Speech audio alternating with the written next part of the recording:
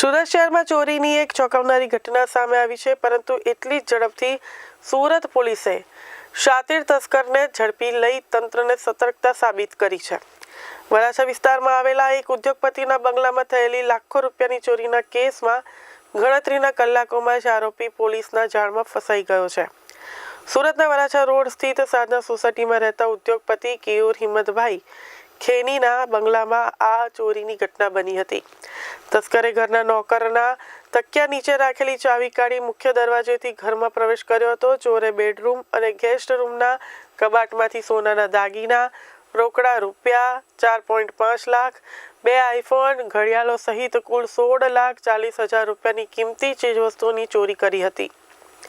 પરંતુ ચોરી એટલી જ અટકી નહીં। તસ્કરે ઘરના મંદિરમાંથી ચાંદીની મૂર્તિ ચોરી અને ભગવાન શ્રી કૃષ્ણનો ફોટો ફાડી ધાર્મિક લાગણીઓને આઘાત પહોંચાડ્યો હતો, જેના કારણે આ ગુનાને લઈને ભારે રોષ જોવા મળ્યો હતો। ઘટનાની જાણ થતાં સુરત પોલીસે સીસીટીવી ફૂટેજના આધારે તપાસ શરૂ કરી।